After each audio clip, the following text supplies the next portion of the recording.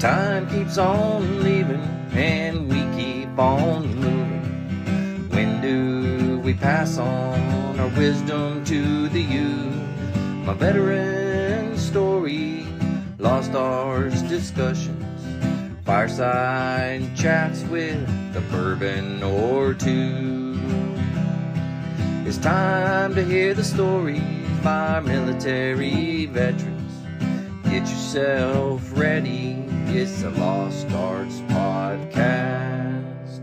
The Lost Arts with Andrew Cox. Well, hello, my friends, and welcome to the Lost Art Podcast. That podcast is giving a voice to our veterans. I'm your host, Andrew Cox. On today's episode, we'll be having a fireside chat with the crew and a couple of special guests from the podcast, Tracer Burnout. That's Army veterans Roger Fogel and Dan Baker. But before we get into the episode, are you enjoying the podcast? Then go to the Lost Art website. That's the lostart.podbean.com. Go check it out. Check that merchandise tab. Get you a cool shirt. I got my Stay Motivated, Change Your Socks from Uncle Sam shirt here. So go and get you something cool and help us and support us and get our veteran voices out for all to hear. You can also check us out on YouTube at The Lost Art with Andrew Cox. So be sure to like it. Be sure to follow it. I think I'm supposed to say be sure to smash that like button, something like that. I don't know. Right. If you would like to be a guest on the podcast and tell your veteran story, then email me at thelostartwithandrewcox@gmail.com. To all the listeners out there, thanks for tuning in. You're going to enjoy the show. I know it. And at that point, I guess we'll go round robin real quick. We'll start with Mike. Mike, how you doing? I'm good. Been another long week. Work is work. We can't all retire, Andrew. Some of us actually have to work and do stuff, and we can't just not have lawns to mow and stuff like that. So, well, other than that, I'm good. I'm good. Let me tell you, it's not all roses on this side because, I don't have an awning to sit under. So, but Vic, how you doing? Yeah, well, I figure I get ahead of the game. So. How you doing, Vic? Good. Had a week full of graduations last week, 6 high schools, shook hands with probably 2,500 students. So it was a full week. Tonight's cigar is a Arturo Fuente Hemingway bestseller. This is what they call a perfecto cigar because it's narrow at one side and thicker at the other. So it's a 4.5 inch, but it's 43 gauge by 55 gauge. It's a Dominican Republic cigar, natural wrapper and Dominican binder and filler. And I'll give guys the flavor profile at the end. All right. I'm looking forward to the flavor profile for sure. I want to know if this one is creamy. So let us know. All right, Krista, how you doing? Good. It was a hot weekend here in Beaufort. So we volunteered at the first annual Beaufort Music Festival or Festival of Music. Had some local bands and, Very nice. Got to card old folks who looked at you sideways. But the thing is, if SLED's watching and they don't see you, looking at that ID, that's what it's all about. We don't want the venue shut down. But it was good weekend. Yeah. Very nice. Very nice. All right. Well, we'll go ahead and introduce our guests here. We got Roger and Dan. I don't know who I should start with. I should probably just do protocol. As the only officer on here, I'll start with you, boy. Roger. How are you doing today? I've been officially outed, man. Now what do I do? Oh, boy. Yeah, we start out right. We start out right. Hey, I'm doing well. Thanks for having us on this evening. Yeah, absolutely. And Dan, how about you? Every day's an adventure. I love being retired, man. I love being retired. Yeah, it's a great deal, right? I highly recommend it to everybody. Yeah. Indeed. Yeah, now we got another one. I see, Dan. I see how it is. Very nice. Well, hey, we're here. We're going to talk about your guys' podcast. And why don't you guys kind of, whoever wants to jump in, but kind of give us a brief description of the podcast and kind of where it came from, where the ideas came from and everything. Sure. Dan, you want to launch? Okay, sure. So I'll tell you about the podcast, and then Roger can tell you how we got started. Basically, we want to discuss every veteran's service. It doesn't matter how long you were in. It doesn't matter what service you were in. You know, it doesn't matter what job you had, what your specialty was. We want to record these stories for a lot of different reasons. One, because Roger and I both love history, and since nobody writes a letter anymore, and nobody, keeps journals, and nobody keeps their text messages or even emails anymore, all these experiences are going to be lost. So by sharing them, that memory of service lives on, and that's important. You gave up a huge chunk of your life, whether it's 3 years or 30 years, to put on the uniform so that others didn't have to, right? So that deserves to be recognized. Absolutely. Another reason is because the vast civilian population has no idea what the military does. They think of the military as people, kicking indoors and shooting people in the face, or dropping bombs on people from 30,000 feet in the air, or, something like that. There are the vast majority of people have no idea what 99.9% of the military does. So by sharing your story of service, whether you were in the Coast Guard or Air Force or whatever, you're helping to bridge that civ-mil divide that, even though we just spent the last 20 something years at war, it seems like that divide is wider than ever. Yeah. It's good explanation. I like it. I'll be honest, I was very excited when you guys reached out to me. I was like, oh, there's somebody else out there doing the same thing. This is great. So I'm glad you guys reached out. But yeah, go ahead and give us a little bit more there, Roger. Yeah, so a couple other great points, Dan, but a couple other things, in microcosm, this is also for posterity. Not necessarily as much for the younger folks, but, we've had a couple of Vietnam vets on. We'd like to get some Korean War veterans on. But a lot of them are not going to have told or talked about these stories with maybe their family members or close friends.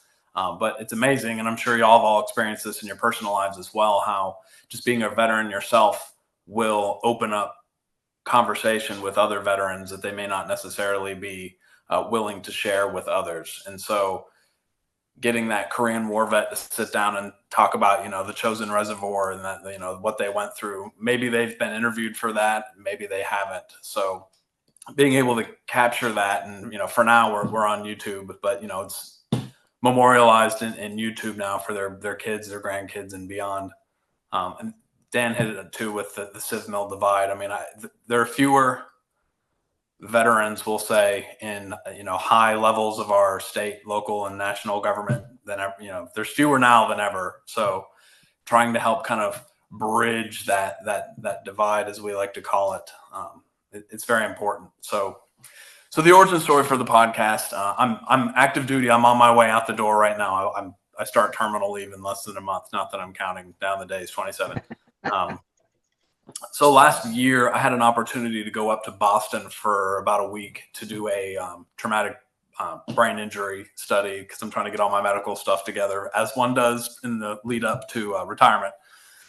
And I was doing a fellowship with some other kind of transition related program for veterans, trying to help them figure out what to do with their next step. And I was talking to some really amazing people, even some really amazing Navy people, believe it or not. And wow, that's impressive. I know. Speaking of memorializing these things, we're doing this right now as we speak.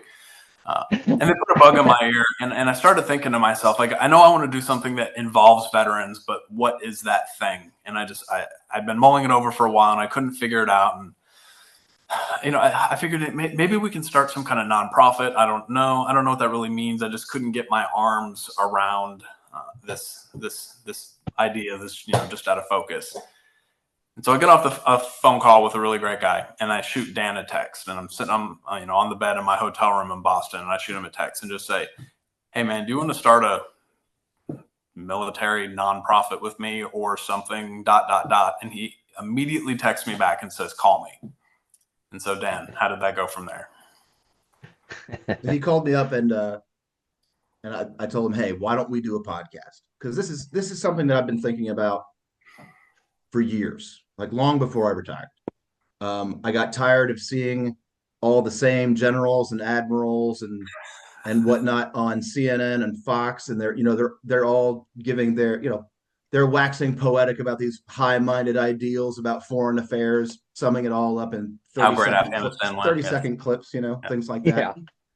And then you see the books or the movies or the TV shows, and there's only really two kinds of veterans ever really portrayed, and that's the super, badass, awesome guy who jumped off the back of a bald eagle into Berlin and strangled Hitler with his own mustache, or the guy that's got PTSD so bad because the VA is screwing him over and his daughter has leukemia and bone cancer and she's, type 17 diabetic and all of her limbs are going to be amputated, and so he robs a bank to get the money, Yeah.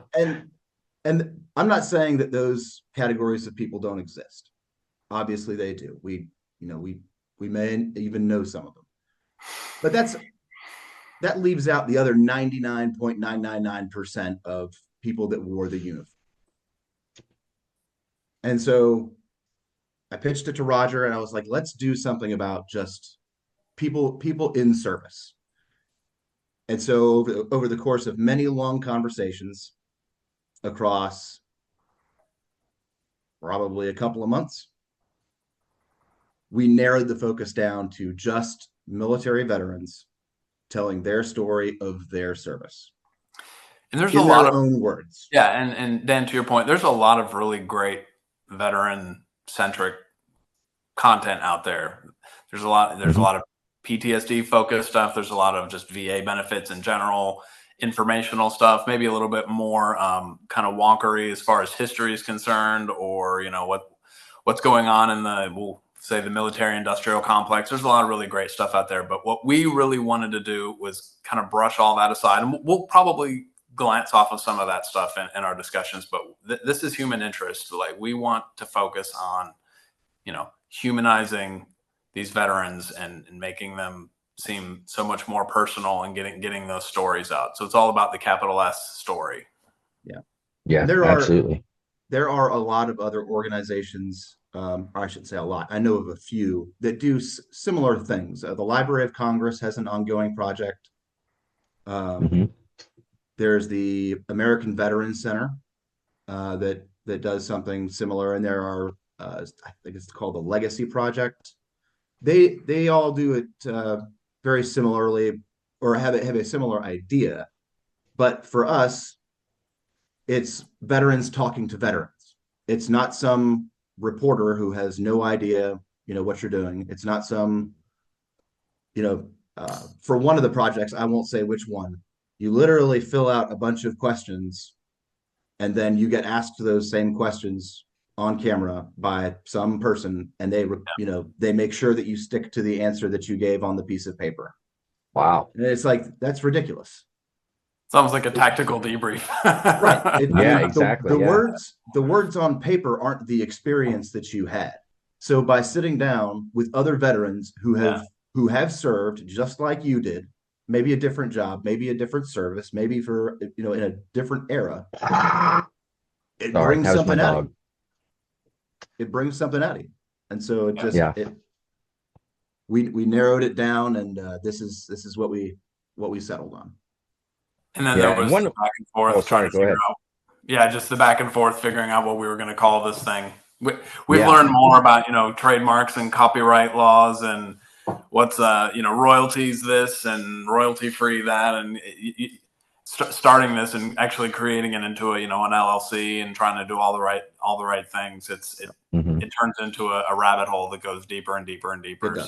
So Dan has me to thank for that, because I had to take everything to 11, of course. My vision was very simply us talking to veterans and recording it on like a laptop, right? And Roger was like, "No, we're going to get cameras, we're going to get microphones, we're going to start our own company, we're going to have merchandise, we're going to get copyrights and trademarks and all this other stuff." And I was like, sweet Jesus, here we go again. Yep. So you're welcome. We haven't mentioned this, but Roger and I have been friends since we were little kids growing up in Fayetteville, North Carolina.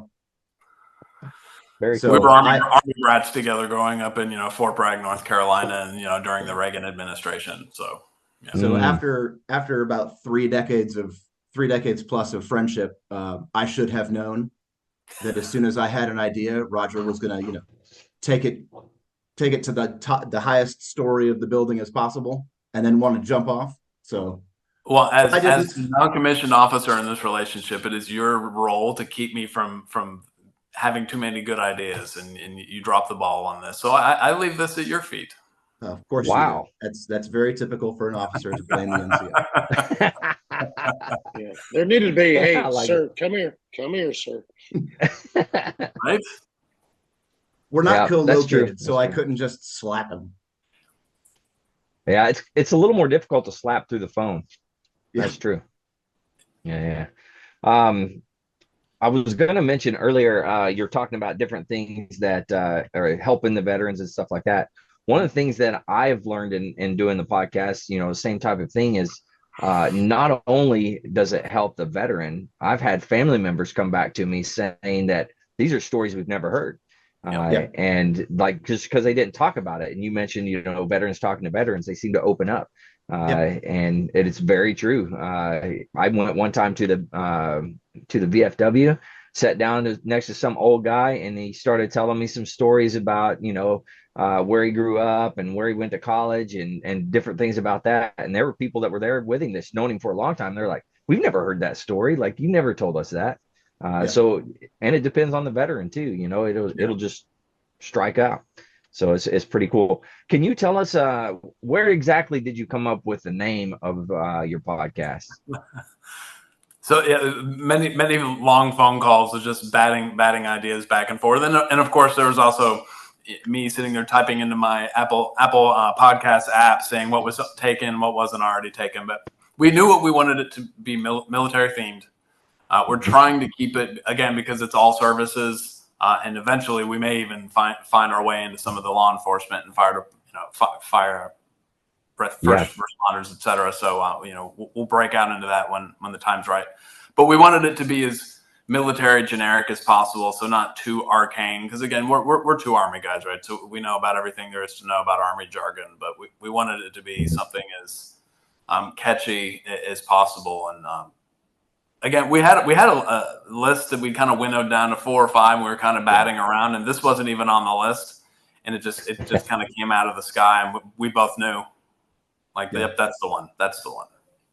Now he's leaving out a very important part of that story, of course, which was he was sitting at some restaurant, drinking, sniffing and sipping and swirling his, fancy wine and nibbling on his fancy. As officers do, yes. Yeah. And he texted me the name Hesco's and hand grenades. Yeah. And I was like, that is brilliant. I love that. But of course, Hesco being a federally contracted company and can't use that. And so we tried to come up with some ridiculous stuff. And I think we still have the list somewhere of some of the. I do, but I'll spare our gracious hosts. Yes. Yeah. But yeah, he texted me Tracer Burnout. Like, we had just gotten off the phone. We had just been talking for like an hour. And then 5 minutes after we get off the phone, he texts me, what do you think about Tracer Burnout? I was like, that's perfect. That's the one. Yeah.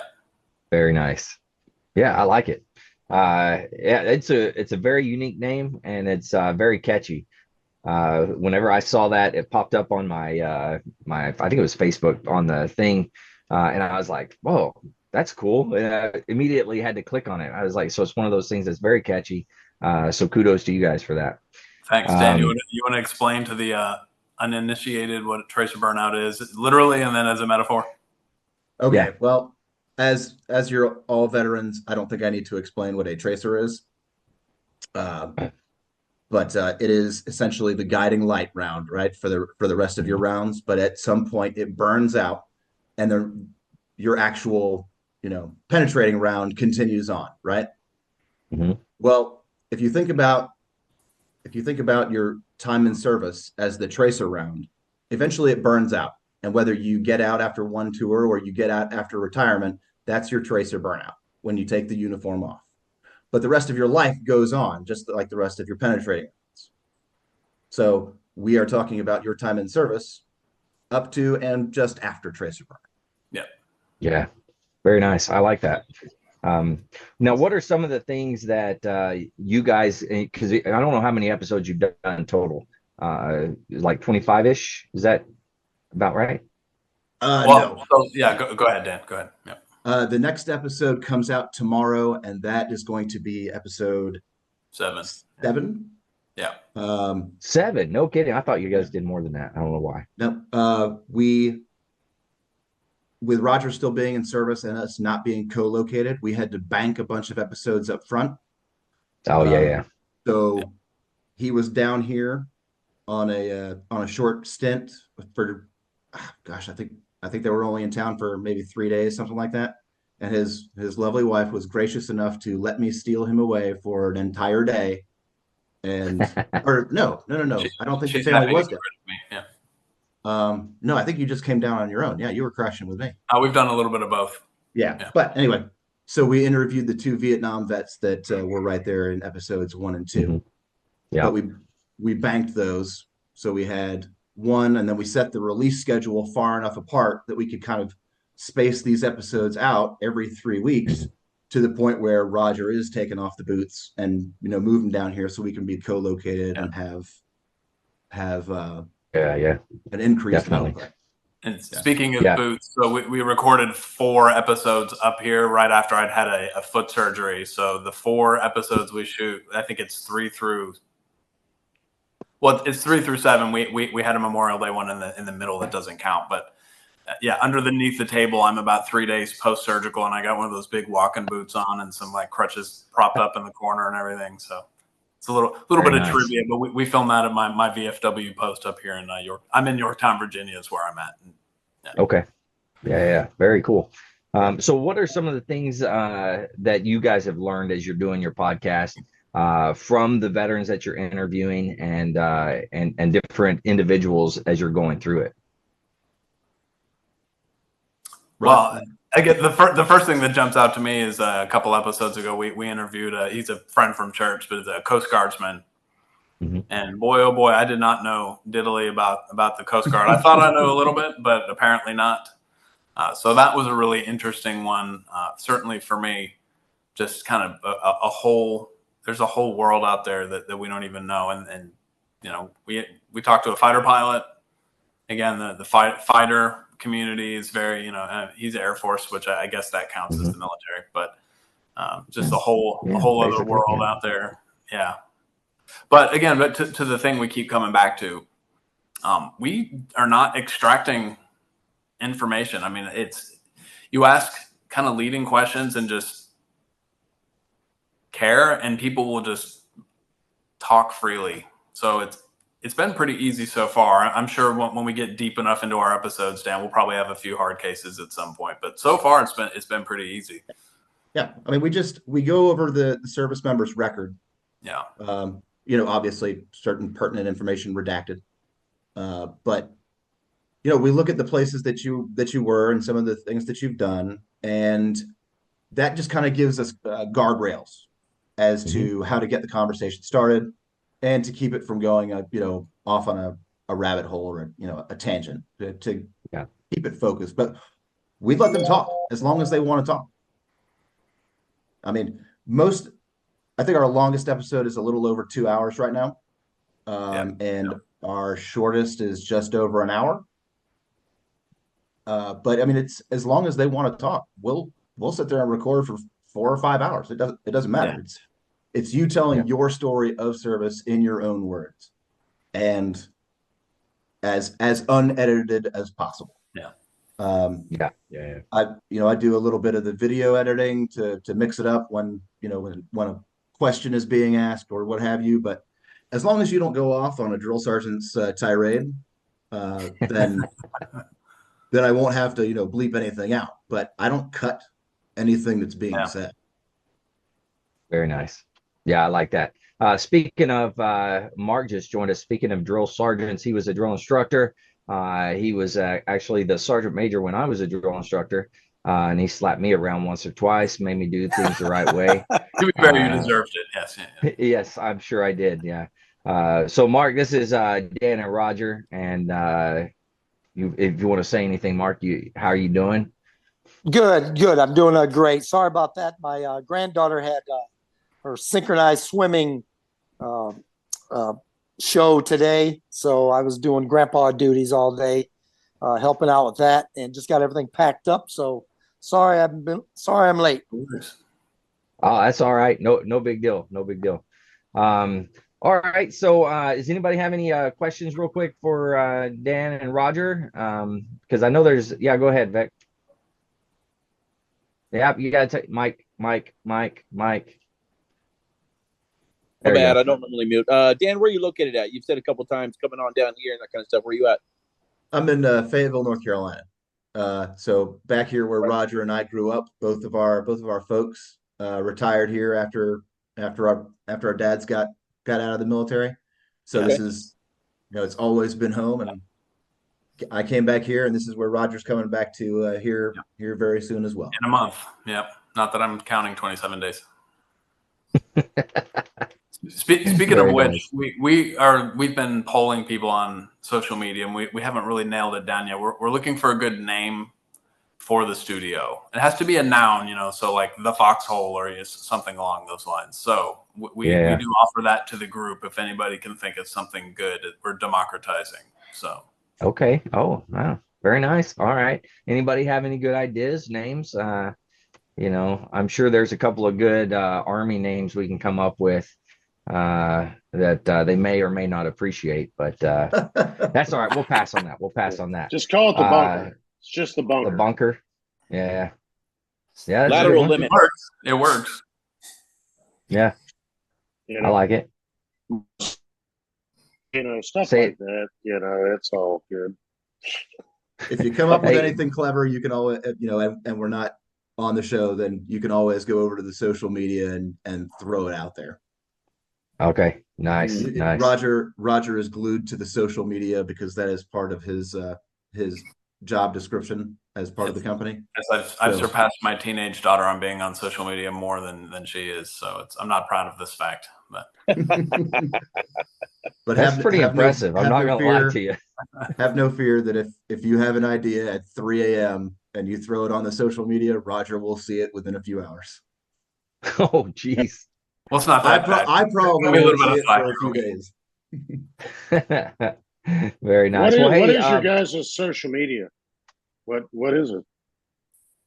The handles, we're easy enough to. So for you, right now, the show is on YouTube. We're probably in the next week or so, we're finally going to launch out onto the RSS feeds, and we'll be on the audio podcast platform. So the easiest way to find us to actually consume the show is if you go to YouTube and do @TracerBurnout1776. Yeah, for some reason you have to have a number on there, so that's what we came up with. I know y'all would appreciate that. 1775 is the year the Army was created, which we should have gone with that, but 76 it is. Look for the green circle. The icon there. It looks like you're looking for through a night vision scope. So yeah, all the social media stuff is all Tracer Burnout. Yeah, but as for Facebook and Instagram and all those things, again, if you just type in Tracer Burnout and/or Tracer Burnout 1776, you'll be able to find us. We're on Facebook, Instagram. We have a Twitter presence, but nobody follows us there but bots. Seriously, I think probably 90% of the people following us there aren't even real. But we have a presence there just as a pilot light. So someday when we can actually ramp up and we've got it hammered down. And then also on LinkedIn, we are on LinkedIn as well. So. Mm-hmm. Yeah. Now it is X. What is that one? Yeah, that's what it used to be Twitter, but I can't bring myself to say X because I don't even know what they all are, and I have to get help from the wife most of the time. So I need to hire somebody to take over my social media. I need to find an officer as well. Yeah. That was a good call. I'm not necessarily good at it, but it's getting done, if that's what you mean. He's being humble. He has been using his he calls them CA skills. I call them cyber stalking skills. I say don't worry about it. Don't worry about it.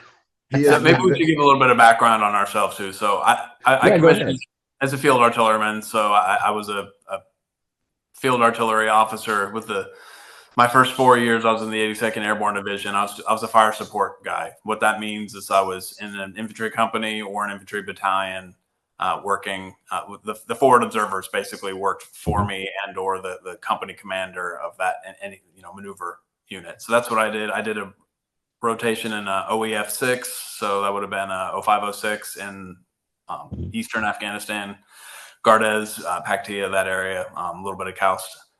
Came back and went back to Iraq a year later, still in the 82nd. And then we were way down south in Nasiriyah. We would go down to Basra, but we were out of the Nasiriyah area. And what we did is we did truck escorts.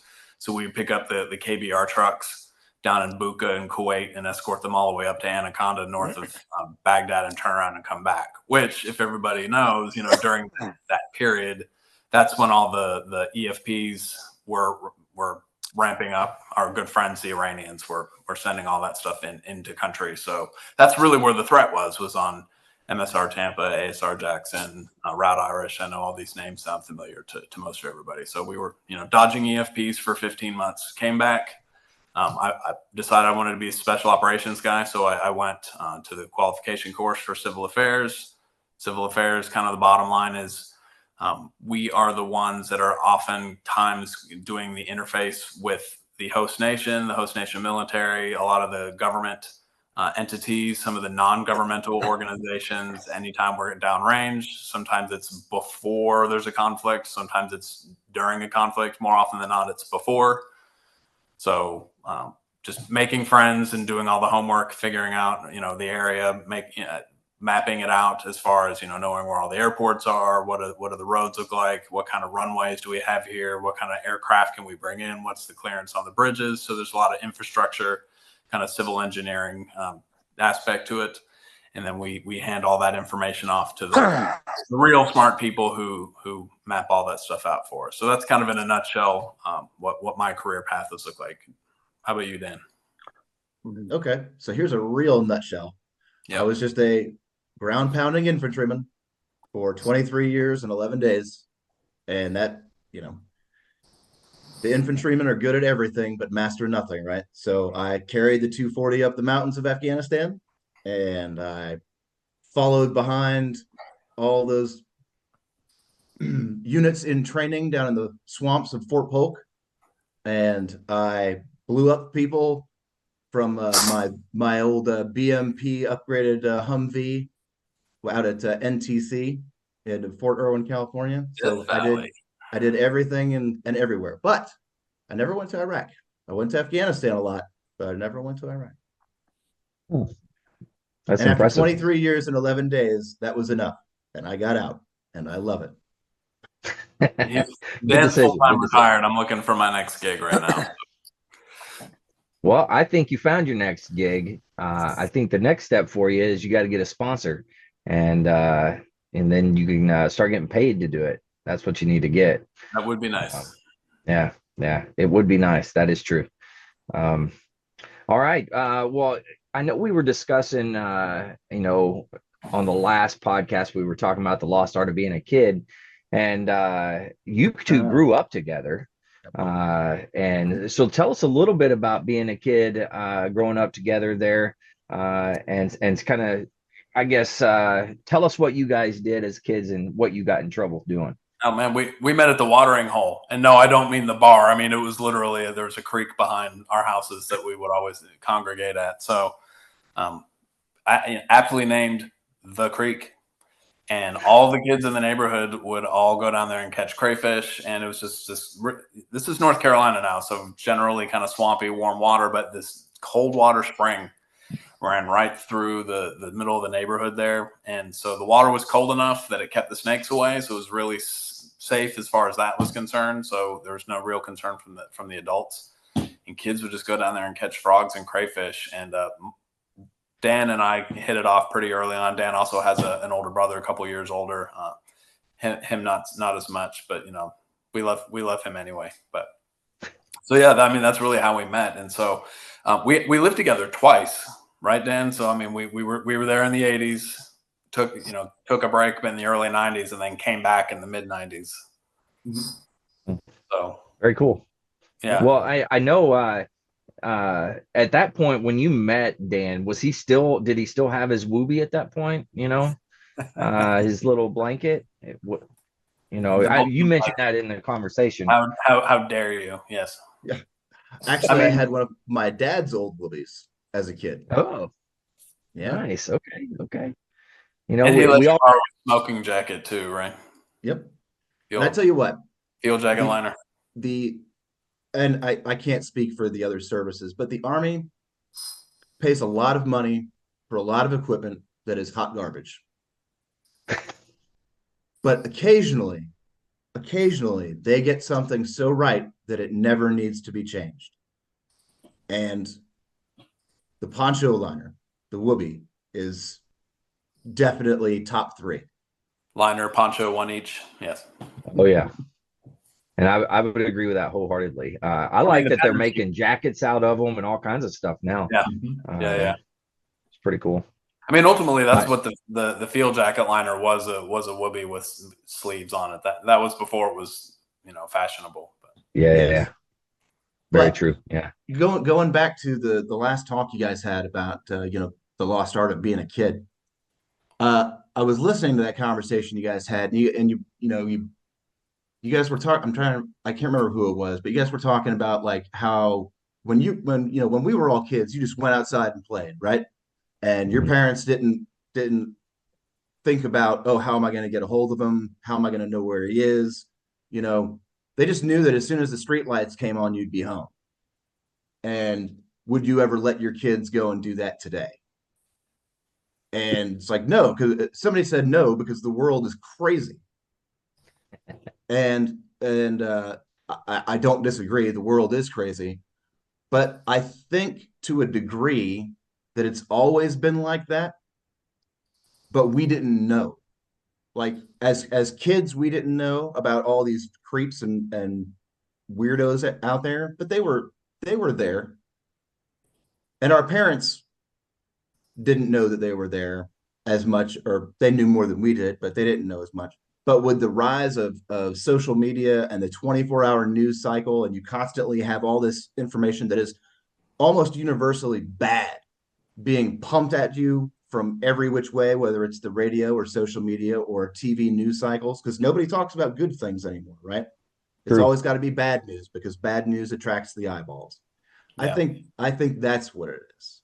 The weirdos and the pervs were always there. There might be more of them now, but they were always there. We just didn't know about it. So we felt safer, and our parents felt safer just letting us run around until the streetlights came on. Yeah, I mean, Dan and I would put on our dad's BDUs and go grab, our little plastic pop guns or whatever, cap guns, whatever we had, and we would go disappear for the entire day. Mm-hmm. I mean, we'd be gone for 10 hours. Yeah. Sometimes even longer because, playing Army, at night in the dark made it even cooler, right? So it's almost unthinkable, and I have 4 kids. Would I be comfortable with them doing something like that now? I mean, probably not. I mean, they're a little bit younger than I was in this scenario we're talking about. But Dan and I I don't know if y'all are familiar with the concept. Obviously we have Gen X and then we have the millennials. And there's an article written many years ago. What they refer to them as Xennials. So it's kind of like a mix, and it's kind of that sub generation that's kind of right on the bubble, and Dan and I's ages line up with that, and it's kind of very late 70s, 1980, 81, which are our birth years. And so we're the ones who we're kind of too young to be Gen X, and we're definitely too old to really be millennials, but we grew up with an analog childhood. But during our coming of age, so kind of high school, college age is really when the digital age kicked off. So we're nimble enough in that because during our formative, late teens, early 20s, that stuff was coming out. So we're kind of fluent in both, if that makes sense. Yeah. I always thought that was an interesting concept. I wish I could remember the name of the author that invented it, but the Xennial. Yeah, that's I never heard that we had, right? Yeah. Yeah, that's very true. And I don't know about everybody else, but when I was growing up, the street light thing, I don't know if I ever really truly paid attention to that. My dad, he used to tell me because I was a boy, he'd be like, you just stay out as long as you want, just make sure you come back. And now my sister, no, she had to be back. That was the deal. But he just let me go. He's like, whatever, be smart, don't do stupid things. And of course I did stupid things, but of course. I think yeah.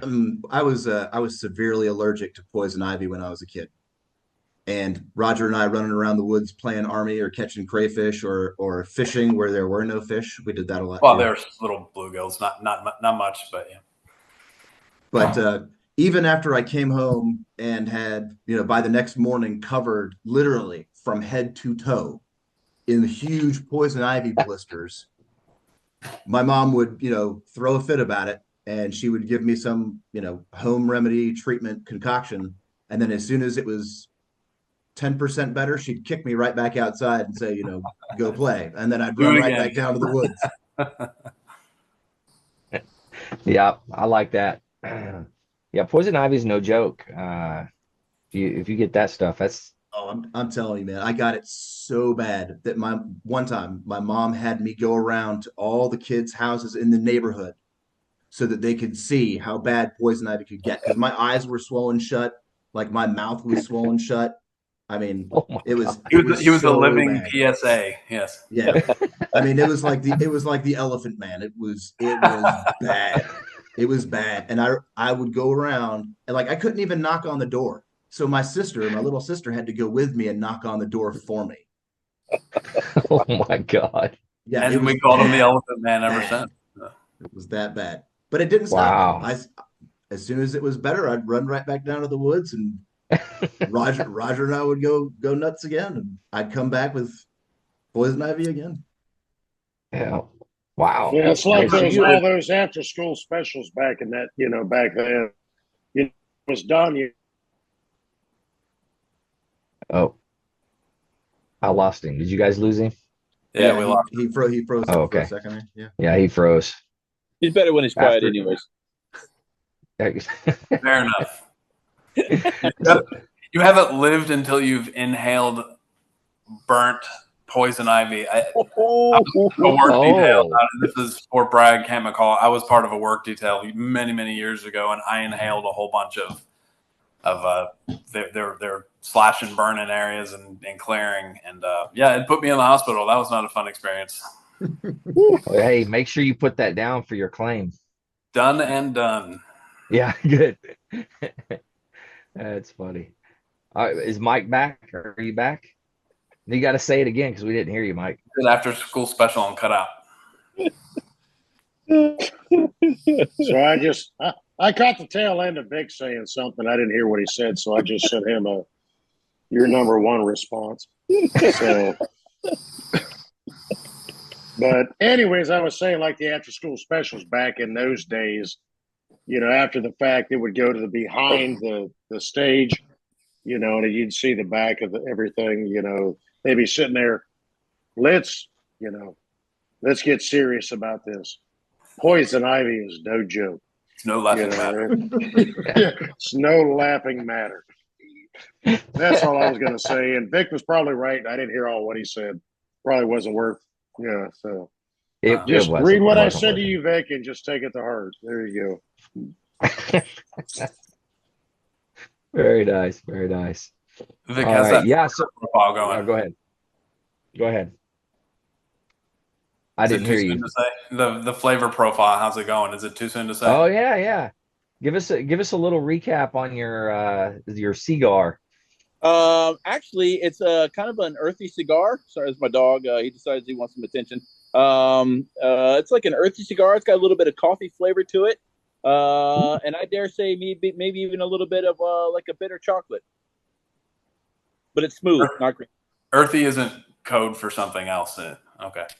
No, earthy is kind of tastes like a little bit like wet dirt, like the smell.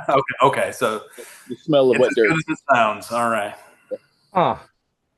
I don't, you know, I like cigars, but sometimes the way you describe them, I'm not a fan. Sold. You know?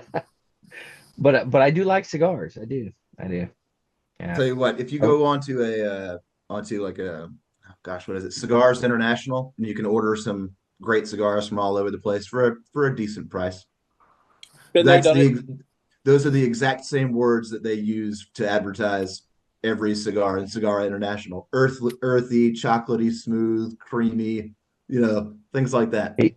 He has his magazine sitting out, so he's actually reading whatever it says. And I put him on the spot. He's like, "Oh crap, earthy chocolate."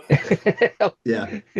Trying to think back. I like it. Yeah, rich mocha creaminess with a hint of turf. I mean, it's the same with Scotch, right? It has a real earthy taste to it. So like a real peaty flavor. Yeah. Like you can't just say moss. That the construction is not that good. I'm surprised. Fuentes are usually constructed much better than this. Having a runner like this is not typical Fuente. So yeah, I had a runner earlier. Had to run to the bathroom. Sorry, that was a bad joke. Oh man, Mark, you're awful quiet. What's going on? Mark, you still with us? I think Mark's gone too. Is he froze? He might be. Krista, you're being quiet too. Are you still with us? No, I was going to say these aren't flavors, but for Christmas, I ordered my husband and my son a ton, like every scent of those Sasquatch soaps and beard oils and everything. Mm-hmm. And I like that wood barrel bourbon. Oh my gosh, I've like stolen it and I use it and it's got grit and it like exfoliates your skin, and I love all these scents, and I put them under his cabinet and I just open it and get a sniff. So, but yeah, I don't know if you guys are into the Sasquatch soaps. I thought about sending you guys some for Father's Day or something. Living Bearded, if for like beard oils and stuff like that, Living Bearded has got some really good stuff. Really? Living Bearded, yeah, it's really good stuff. I didn't think your wives would think too kindly of me sending you guys something for Father's Day, especially like soaps. I was like, they might be thinking, why is Krista doing that? But yeah. Well, speaking of, I forgot. And, cool scents and stuff. Yeah, really good stuff. Yeah. My wife, this was my early Father's Day present. It's a little travel cigar case. Nice. Yeah. So my normal one was like a plastic one. So this is a leather one that I really like. It's pretty nice. Nice. Yeah. So I don't know about you guys, but typically whenever we do a podcast, we always have to have a drink. I guess we don't have to. Some of us at some point are driving, so it's not not kosher, but we have to have a drink. And I found that it helps let people talk a little bit more, and it opens them up even more. It's a social lubricant. That's right. Especially for Kristen. It's been, well, Aaron says it helps with enthusiasm. There we go. Yeah, enthusiasm. That's good. Yeah.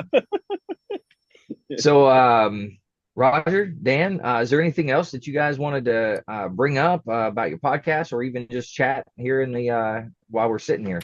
Well, for the group, we're having our first Marine on in a couple of weeks, so y'all can skip to episode 8, I guess, but yeah.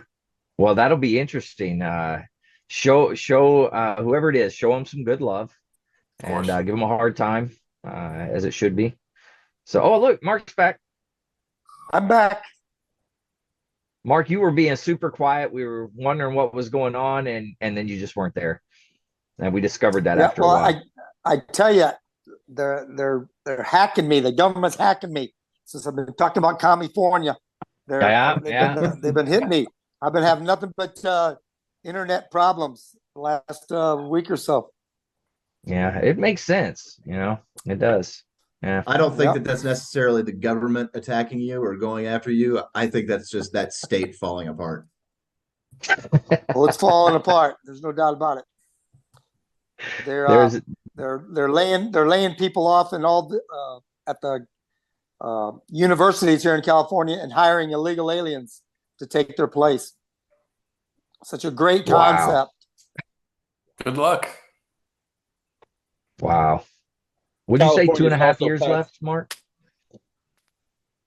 Yeah, 2.5 years. That's it. Yeah. I said, Vic, what were you saying? California is also passing laws so illegal immigrants can work in local government. Wow. Correct. Yep. Well, Good times. to paraphrase H.L. Mencken, he said that, the democracy is a form of government where the people get what they want and they get it good and hard. Enjoy, California. Enjoy. Yeah. Yep. All right. Dan, do you got anything you want to bring up or talk about? Nope. We are No. doing all of our interviews right now in person, but we do expect in the nearer future to be up in a virtual setting like this to do some interviews, because obviously, the veteran community is worldwide. And so, yeah, that will definitely broaden the base. And Okay. maybe we'll have to have some band geeks on. Yeah, Oh. at least one or two. Yeah. And we mean that with all due respect, of course. Even the flautists. Yeah, that's right. Even the flautists. All right. Well, hey, tell everybody. Just so you know, I'm a Marine Corps infantryman. I'm a Marine Corps infantry by heart. So, Mark, You you're guys letting us know down what here. Marine musicians do in combat, don't you? What's that? No, I'm asking the general, Dan and Roger, if they know what Marine musicians do in combat. Play have two. Call of the I Valkyries. imagine in the 18th century it was playing fifes, but I assume that's. You're right. We started out to from there, literally drum up interest in Yes. to join the militia. You're right. That's actually we did that.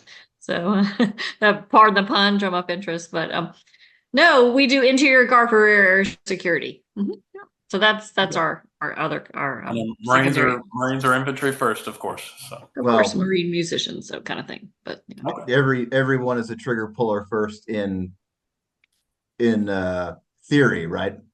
In theory, yeah, that's a good point. Yeah. Well, that was an interesting thing we saw in practice. Also, they get. Say it again, Mark. They're getting you again. Say it again. Yeah, it's there. Everyone's infantry in practice. Also, just like I said, First Marine Division Band, was an integral part of the defense there in Fallujah for how long?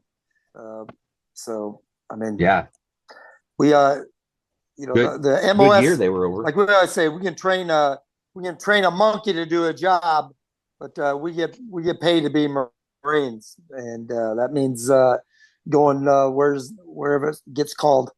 Yeah. Very true. Well, Very true. I mean, during all this, counterinsurgency warfare that we fought for the last 20 plus years, I mean, that there's no real battle lines to speak of. And so you can be sitting on your laurel saying, hey, I'm just a cook. I'm just a clerk. I'm just a chaplain's assistant. I'm just a this or that can change real quick. And I think most of us have probably seen that too. So very much so. Yeah. Well, hey, real quick, one of you tell the listeners if they want to be on the podcast with you, what's the best way for them to reach out to you? So we have an email address, so info@tracerburnout.com. And then again, we're on all the social media. Facebook is a real easy way to reach us. We're on, like I said, X, Twitter, and Instagram as well. And then I'm on LinkedIn mostly, but you can hit me up on that too if you want. Awesome. And then you can obviously watch the show on YouTube, but for those people that are into the alternate media, we're also up on Rumble. Yeah. Rumble, yeah. Okay.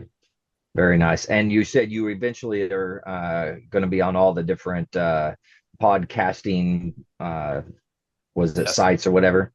Yes. Yeah, the RSS feed, that will be soon. Go ahead, Dan. Yeah, sooner rather than later, we will be up on all the primary podcatchers. Apple Podcasts, Spotify, iHeart. There's so many of them now. But yes, that is true.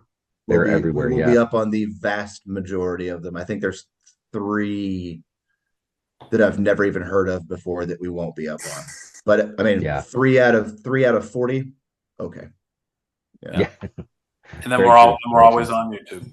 So yes. Yeah. And we do make we've made some additional content as well. Like, for example, this 4-day weekend, I should say, for Memorial Day, we did about a 2-minute each. We did 4 episodes with just a Medal of Honor salute to a posthumous Medal of Honor recipient. So we did one from the Philippine insurrection, World War I, Civil War, and OEF. So we do other stuff on there as well. They're not all 2 hours and 16 minutes of fighter pilot talk. Yeah, 2 minutes of the Philippine insurrection. Most people never even heard of it, which is the point, which is why we're doing it. So yeah, I really like that. I've listened to several of those. It's really good. All right, well, hey, this is come to the point where we go round robin and everybody tries to give words of wisdom or I don't know. There's no telling what we come up with every time, but we're gonna do that now. Oh, it went dark in here. We're gonna do that now. So we'll start with Vic this time. What do you got, Vic? I got really nothing this week. It's I've never met a disgruntled cigar smoker. Find a hobby that allows you to relax. Find a hobby that allows you to let your curiosity guide your passion. And enjoy life. So, all right, I like it. Krista, what do you got? This is one that I actually found this week. I don't know who the gentleman is. His name's Eric Hoffer.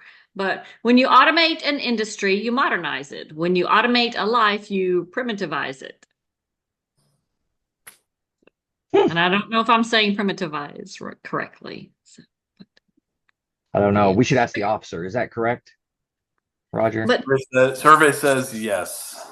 Okay. Thank you. Very well. Because we talk about that, with the lost art, because we're all, especially since Mark and I are 60, that, we're getting to the, we're trying to keep up with technology and we're trying to do everything and trying to just, but sometimes I just like to go to the lady next door who's got her chickens and her cows and her pigs and, and.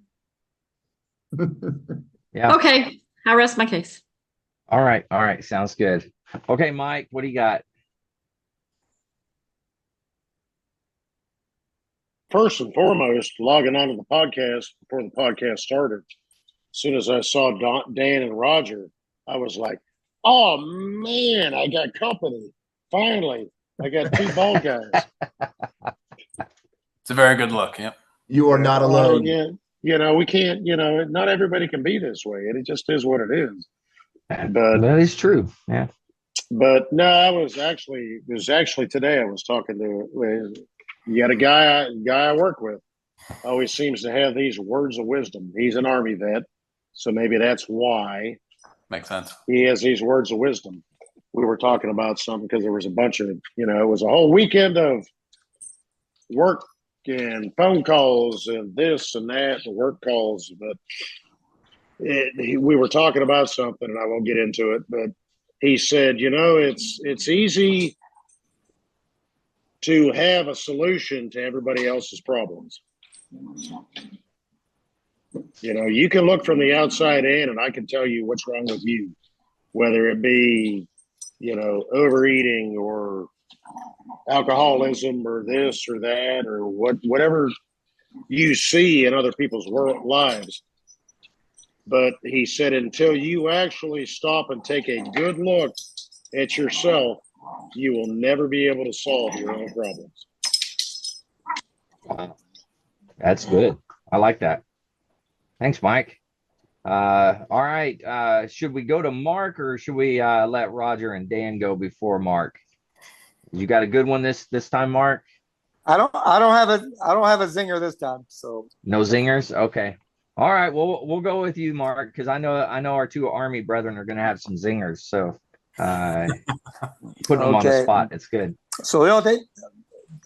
So what I have, and we've said it to Andrew, how important it is to do things like this, to get those veteran stories out there, to connect with people who might, not have ever told their story.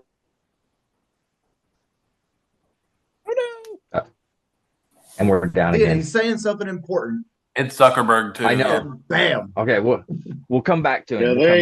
They're listening. They heard it because he was talking about the gas tax and all that a couple weeks ago. So they shut him down. Damn it, Gavin Newsom. That's right. All right. Well, hey, Roger, Dan, thanks for coming on. You guys got to give us some words of wisdom or whatever you guys want to talk about. But this is your time. So who wants to go first? I'll go first. Don't jump at it too fast. I don't really know about words of wisdom, but what I would really urge people to do, especially because over the last decade, everybody just seems to be getting angrier and angrier and angrier, is just find something that you enjoy doing and find people that you enjoy being around, like that legitimately make you smile and laugh, right? And spend a little more time with those people or doing those things. That's it. Yeah. That's good. I like it, Dan. Thank you. Did I make it back? You're back. Yeah, you're back now, Mark. I'm gonna hit Roger, and we're gonna come back to you because it sounded good. It was very important what you were saying. So yeah, go ahead, Roger. Yeah, I mean, I guess mine's themed with Dan's and a couple other sentiments we've heard in here, and that's what it all comes down to: gratitude. I mean, if you do that self inventory and take a deep breath and be a little bit more gracious towards others, and then have a little more gratitude for what you have. I think a lot of us, I'll speak for myself on this anyway, get back from that first deployment, you tell yourself, like, I'm never going to take this and for granted ever again. And that's a wonderful sentiment, but the truth is just human nature. We move on, right? It's a blessing and a curse. We have the ability to move on from trauma, but we also have the ability to move on from, that really good perspective that we could have. And so it's easy to kind of forget about how grateful we really should be for what we have. So I just ask everybody to cut out the noise and just be grateful. Yeah, that's great. That's good, Roger. All right, Mark. We're gonna try and do it without them jumping in and stopping you. So go ahead. As I was.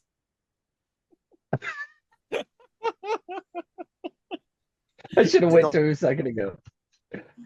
Foiled again. They got him. They must have knocked down his door or something. This is how supervillains are made. Yes, because he refuses to buy an e-car. That's exactly. That's what. If he would have bought an e-car, then he wouldn't have this issue. Is that damn it, they killed Kitty. Like Governor Newsom will stop playing with his internet as soon as he gets because he doesn't have bourbon. That's right. He doesn't have bourbon. He needs bourbon. Yeah. But not while he's driving his e-car. That's true. No, yeah, he can. I think he's home. Drive itself at that point. Those things can drive for him now. Yeah, it's true. He's coming. Here he comes. All right, Mark, go. Mark, go. Okay. It's important what you're doing with these podcasts. And what I want to say is the only time you ever get in someone's way is when they're going down.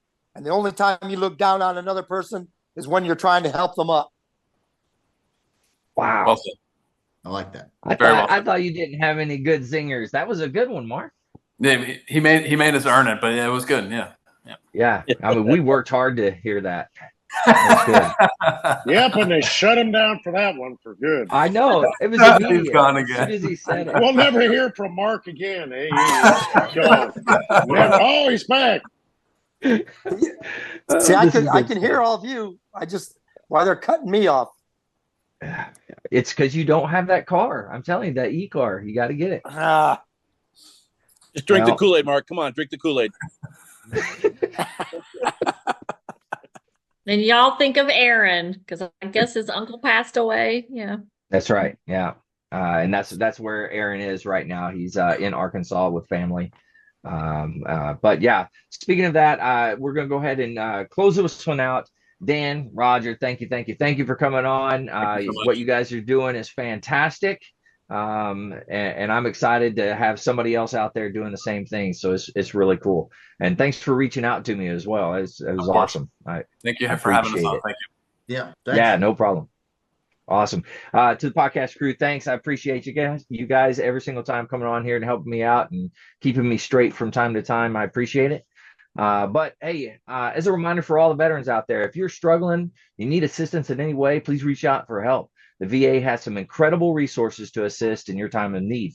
You can always dial 988, press option 1, or you can text 838-255. You can also go to veteranscrisisline.net and click on that chat icon. Any of those options will put you in contact with somebody that's going to be able to help you out.